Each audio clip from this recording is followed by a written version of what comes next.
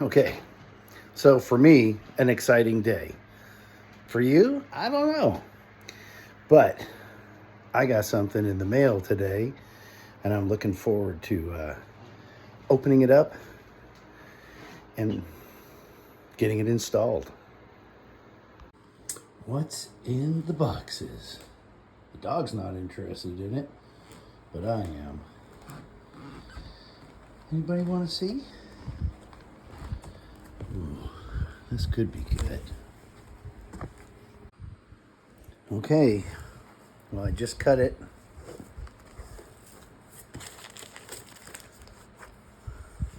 What's that say? Eco-worthy. Still don't know what it is? Maybe this will give you a hint. Red and black. Very exciting. Amazon Prime days. And this, ooh, that doesn't just pop right off there. Imagine that. Here we go. The unveiling. I'm very excited. Ta-da! It's a bloody battery. Not just a bloody battery, but a 280 amp hour. Oh, can you see that? That's an eco-worthy 12.8 volt Life PO4 rechargeable lithium ion battery. 280 amp hours. And I got two of them. 560 amp hours at 12.8 volts. And you know where that's going? It's going in that thing. It's the beginning. The beginning of a solar system. Now, this solar system that I'm going to build is not going to be world renowned, but it is going to be capable. I mean, I want something I can go off grid with. It's so fun opening something like this. Just gets exciting. And it does have Bluetooth, so these batteries come fully charged, which means I'll be able to connect to it and see the state of charge and everything. And I'll have to make sure it's fully charged before I do any installing. But Pippin, are you excited? Pippin, he's deaf. Oh, the other dog heard me. Are you excited? Are you excited? Everybody's excited. Oh, I'm excited. Come here, I'm excited. Okay. All right. Okay, so a little bit of interesting information here. These are the specifications. It is an eco-worthy. It is rated at 12.8 volts. The rated capacity, 280 amp hours, or 3,584 watt hours. What's a watt hour? Well, if you have a 100-watt toaster and you plug it in, it can go 3,584 hours. Just kidding. So every hour it uses 100 watts. Toasters aren't like that though. They're like 1,200 watts, which means you could run a toaster for almost 3 hours. But still, that's a lot. That's a lot of watt hours. Operating voltage 10 to 14.6 volts, and your charging volts 14.6. Standard charge and discharge current 140 amps. So you can charge it at 140 amps, which is quite a bit, and you can discharge it at 140. And the maximum continuous discharge current is 200 amps. So it has a 200 amp BMS. And this battery specifically was tested by Will Prowse, and it passed with flying colors. He does recommend these batteries. And then just some more information. Does have Bluetooth and the terminal specifications, how much it weighs, and yeah, it feels of all 62 pounds. But it's also equivalent to 3 batteries, if not more. Yeah, so it is, that's all the specs on it. I don't know what this is. Supported series parallel mode. Oh yeah, so you can run them 2 parallel, 3 parallel, 4 parallel, 2 series, 3 series, or 4 series, or 2 parallel and 2 in series, 2 in parallel, 3 in series, 2 in parallel, 4 in series, 3 in parallel, 2 in series, or 4 in parallel. It does not have a 4 parallel, 4 series, but I'm not worried about it. I'll be running them parallel, so two batteries, that one and that one. So they'll continue to be 12.8 volts, but the amp hours will be added together, making it 560 amp hours instead of 280. And if I get a third one, you just add 280 to it, and so on. So yeah, you can run 4P, which it shows in the top right corner. Cool. You want me to read this to you also? I'm just kidding. I wouldn't do that. Yeah. Quick guide. Got to read the quick guide. Not to you, but I will be reading that. It's very exciting.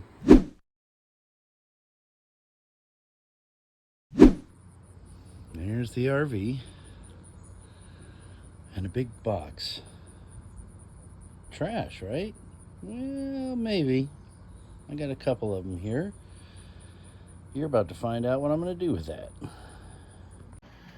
Well, my RV sits on a driveway that has a slope. I'm on the last part of the level area. So, in order to get on it, I have to get to this ladder.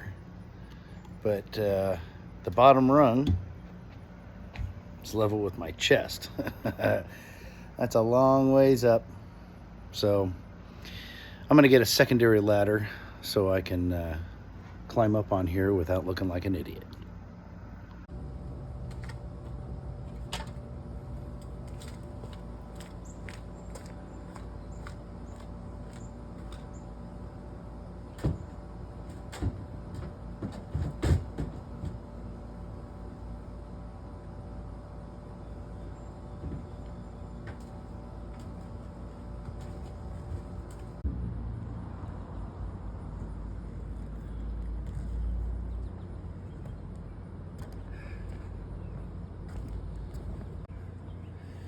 So what I'm going to do up here, I'm going to measure for solar panels and see what we can fit and where. Starting with up front just a bit, because we got to get an idea of how big the panels are versus how much space we have. Not getting anything over here, but maybe in these areas. I believe they're about 70 inches. 70 inches right here to my tape. That's one panel. And they're about 48 inches across. No, they're not 48 inches. That can't be right. Let me take a look at my measurements.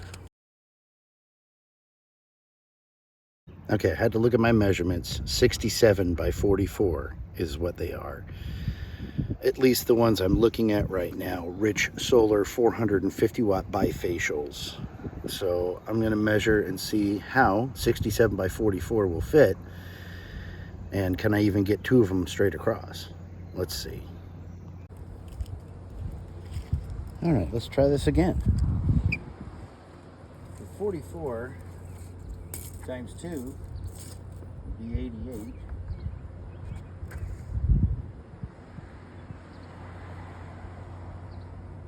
Yeah. So I definitely can fit 2 of them widthwise, but probably not with, I don't know, maybe with this pipe. Let's see. I might have to come short of this pipe, I don't know. Well, if I go a couple inches off the edge. 44 inches lands right here, which means I should be able to do the same on this if this is equal. Nope. 44 inches lands in the middle of the pipe. So we're definitely going to have to go forward from this pipe 67 inches. And that's just 2 panels. I know I could, well, I know I can't fit one there either. What if I did them lengthwise? You can see the seams where the roof trusses are, so it's a good anchoring point. But 67 definitely makes it widthwise, and 44 is almost what the length is between the trusses. These are 48 inches. So I can fit 2 there. That's 900 watts of solar.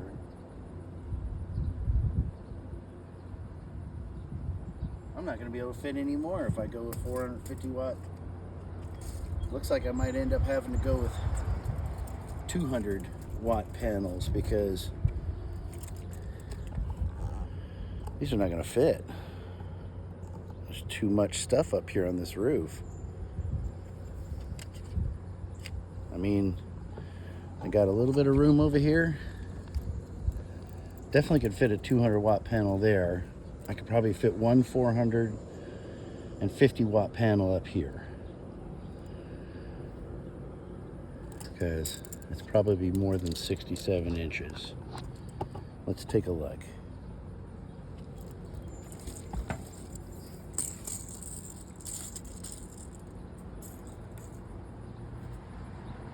Yep, it's only 60 inches.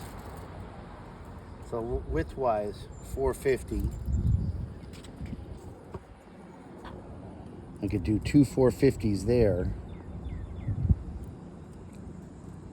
Might be able to run them in series. Shouldn't be an issue. 3 450s and maybe a 200 there.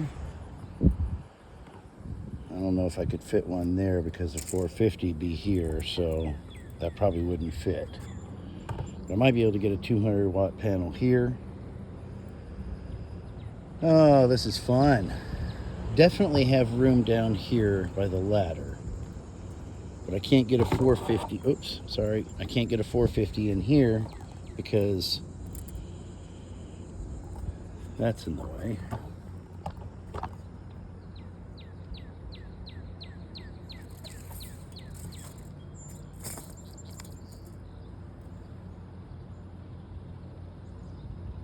'67 is just off the edge. Yeah, we ain't getting that. But we definitely could get one 450, 44 inches. 570. All right, let's break out the cardboard. You'll find out why. So I saved a few cardboard boxes. This one, that one, whatever, because I wanted to use them as a mock-up. If I cut them exactly to the length that I need and width of a panel, I can lay it down on the roof, and then I'll know exactly how it looks, how it fits, and everything. So, oh, this one is almost all the way split. Little helpful hint. If you got cardboard boxes you need to get rid of and they're big, leave them out in the rain or hose them down. And what that does is it softens them up, and you can fold a box this big into a pile like this because they're super soft. All right.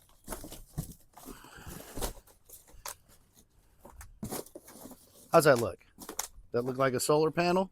It's close enough. I don't think I'll be using these little flaps, but we'll see because I don't know how long this is. What'd you do with the tape measure?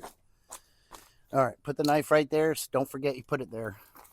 Let's see if I can get My 67 inches is what it is, actually. Nope, 59. Looks like we're going to be taping some boxes together. 59 and 57. Okay. We're going to tape some boxes together. We're in business.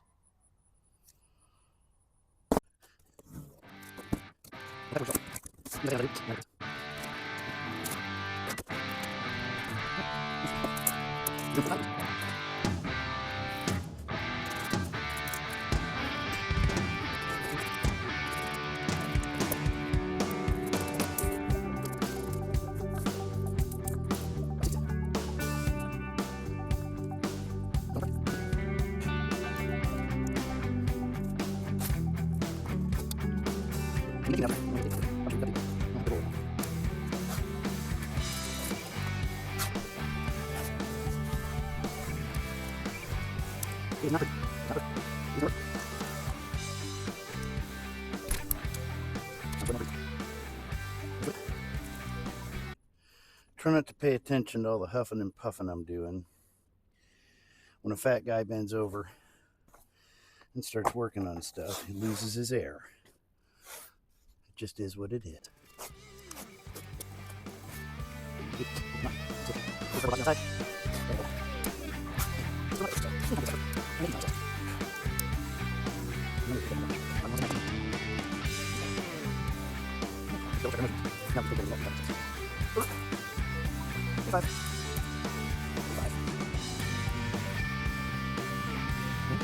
Looks more like 66 quarter.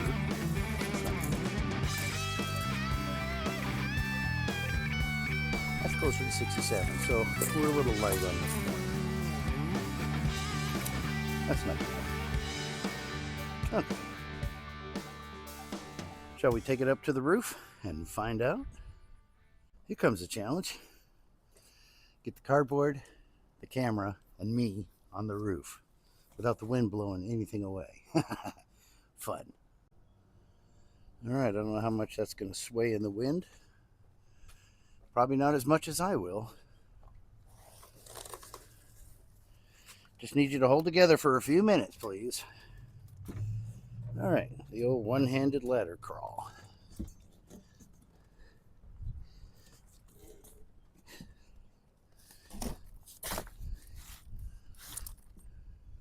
It's up there. We'll see how long it lasts. Come get you guys, and we'll find out.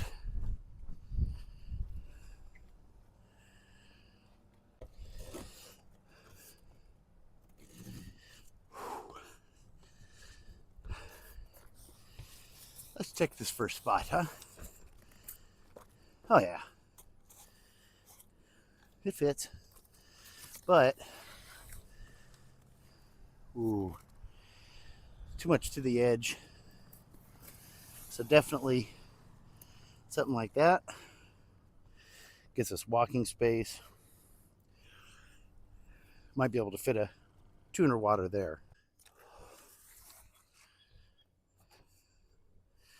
So I was thinking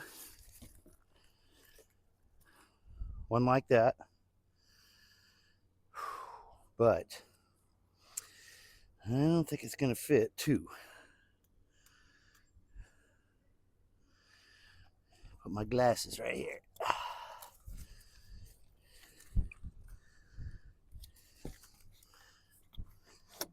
Nope.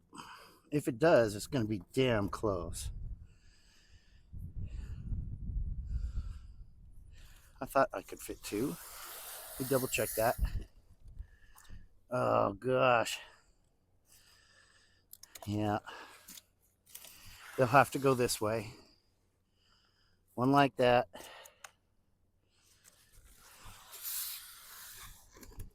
I should have brought a marker. One like that. Plenty of room for that. I'm going to check up here.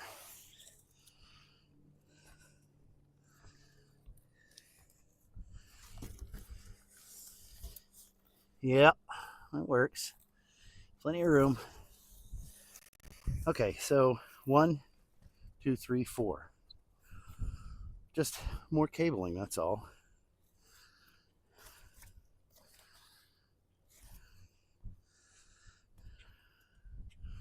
And then, of course, you get to just do wee.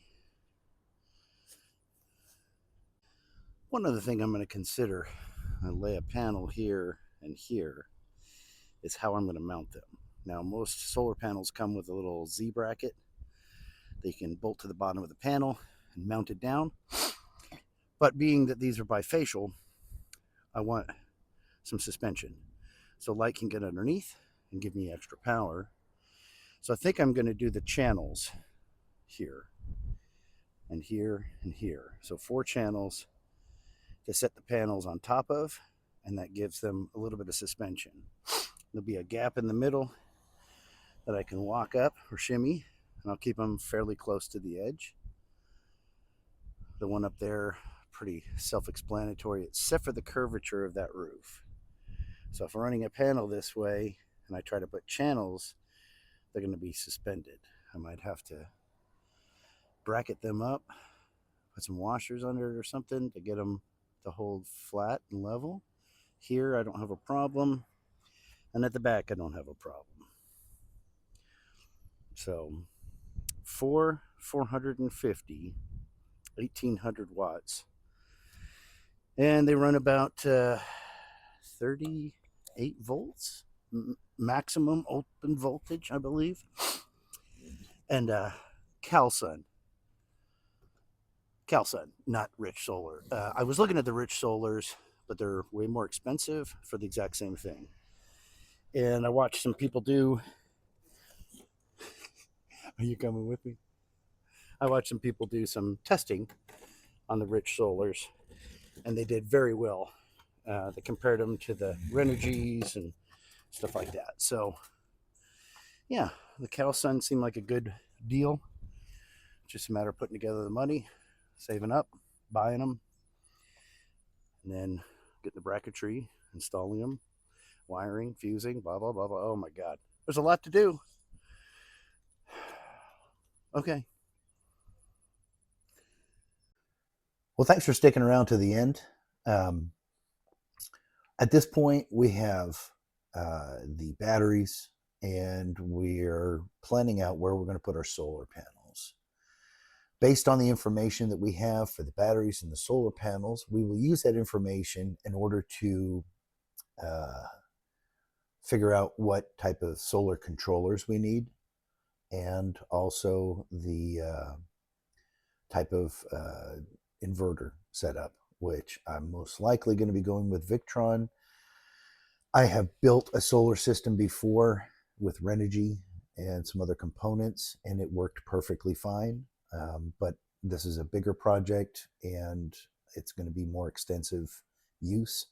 So I think I'm going to go with the Victron just to make sure that I have less issues. Unfortunately, it will be more expensive, but it'll pay for itself in the long run. The whole purpose of doing solar is to be able to camp off grid, to be able to go out into BLM land or anything like that and not have to pay camping fees. So the more days you can stay, the more money you save, and you get it to pay for itself eventually. Anyways, in the next coming videos, I am going to be discussing how I'm going to wire it up and start putting everything together. Solar panels are going to go on the roof, and the inverter will be going in, the solar controllers, and all that stuff. It's going to be several part series.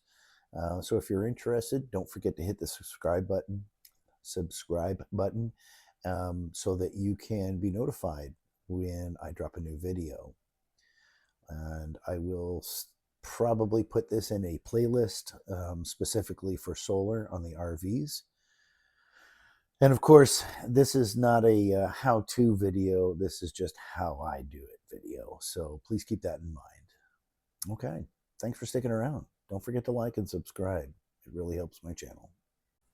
And don't forget to be good humans to each other. Thanks. If you stuck around this long, I appreciate it. So I'm going to show you some stupid stuff. We did a little rednecking on 4th of July. Tried to launch 2 mortars at the same time. One of them fell over, ricocheted off my pool, and blew up next to my garage. And so you get to see me and my boys almost get hit with a firework. Dangerous, stupid, I know. But it's kind of funny now that we look back at it. So thanks for sticking around, and here's that little video.